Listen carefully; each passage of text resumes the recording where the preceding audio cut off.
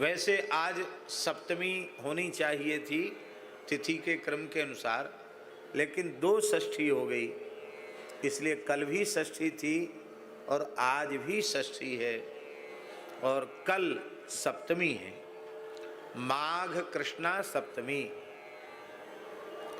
माघ कृष्णा सप्तमी जगतगुरु श्रीमदाद्य रामानंदाचार्य भगवान के आविर्भाव की तिथि है, प्राकट्य की तिथि है। और हम सब कितने भाग्यशाली हैं कि जिस तीर्थराज प्रयाग में आचार्य चरण का आविर्भाव हुआ, उसी प्रयाग में हम लोग उनका जयंती महामहोत्सव मनाने जा रहे हैं। तो कल की सूचना यह है कि कल आचार्य चरण का एक मधुर स्वरूप श्री विग्रह अपने मलुक पीठ में विराजमान है, वो आए हैं। भगवान शालिग्राम जी के सहित उनका पंचामृताभिषेक होगा, सबको पंचामृत मिलेगा। योगेंद्र शास्त्री जी सारी तैयारी रखेंगे और कल विशेष रूप में खीर का ही भोग लगेगा, क्योंकि आचार्य चरण उन्होंने जीवन पर्यंत पायस को ही अपने आहार के रूप में ग्रहण किया, इसलिए कल विशेष रूप में ठाकुर जी को खीर का भोग लगाया जाएगा। आचार्य चरण को खीर का भोग लगेगा और सब लोग खीर प्रसाद ही तृप्त होकर के पाएंगे।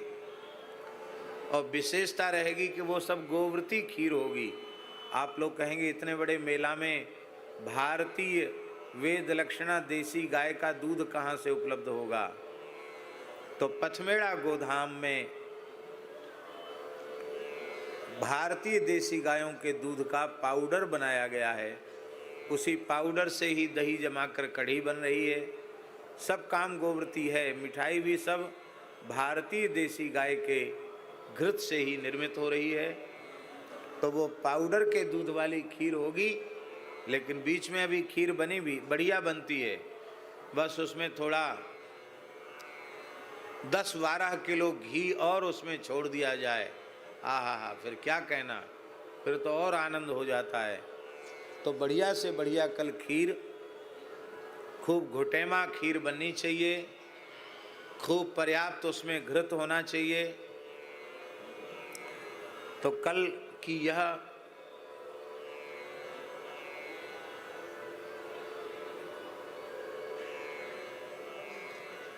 कुछ मन में भाव आ गया तो वो कहने चले।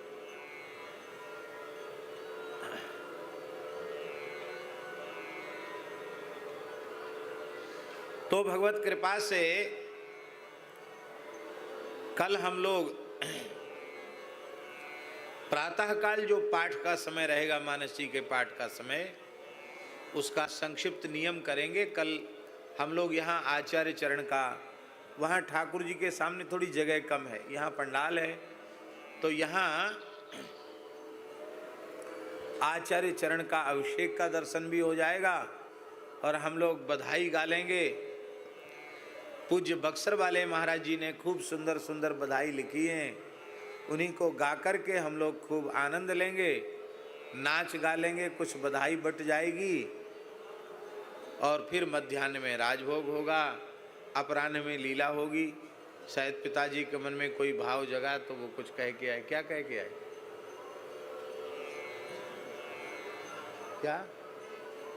रामानंदाचार्य जी?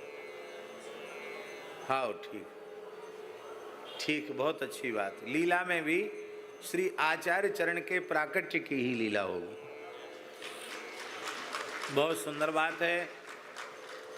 और एक सूचना और है कल की, कल आचार्य चरण की भव्य शोभा यात्रा निकलेगी। उसमें तीनों अनी अखाड़े चतुसंप्रदाय सभी संत महंत होंगे। डाकोर खालसे से सवारी निकलेगी त्रिवेणी तक जाएगी घूम फिर के, और त्रिवेणी धाम खालसा में खोजी द्वाराचार्य ब्रह्मपीठ श्री त्रिवेणी धाम में, जहाँ के सिद्ध संत खोजी द्वाराचार्य परम पूज्य श्री स्वामी नारायण दास जी महाराज त्रिवेणी वाले महाराज जी रामानंद संप्रदाय के सिद्ध संत थे। उन्हीं के शिविर में वर्तमान काठिया परिवाराचार्य ब्रह्मपीठाधीश्वर श्री रामवृक्षपाल दास जी महाराज श्रीमहंत हैं। उन्हीं के खालसे में कल सब संत जाएंगे। थोड़ी देर वहाँ भी संतों का आदर सत्कार होगा और थोड़ी आचार्य चरणों की चर्चा भी होगी। तो कल हमको शोभा यात्रा में भी जाना पड़ेगा, किंतु लीला का क्रम यथावत रहेगा। अब वहाँ से लौट के आने के बाद हम थोड़ी देर सत्संग भी करेंगे, वो क्रम भी रखेंगे। और परसों की एक सूचना है, परसों लीला के तुरंत बाद हम थोड़ी सी चर्चा करने के बाद फिर यह मंच महापुरुषों को अर्पित कर देंगे। तो कुंभ के कई दिव्य महापुरुष पधारेंगे। और कल तो शोभा यात्रा तो समय नहीं मिलेगा, पर परसों 22 तारीख को श्री जगतगुरु श्री मदाध्य रामानंदाचार्य भगवान के चरण कमलों में सभी महापुरुष 10-20 जो भी विशिष्ट महापुरुष आवेंगे, वे अपनी भावांजलि आचार्य चरणों में अर्पित करेंगे। क्योंकि दास के मन में ये भाव था कि इतना बड़ा अवसर है तो यहाँ आचार्य चरण का स्मरण अवश्य होना चाहिए। तो ये कल की और परसों की ये सूचना है।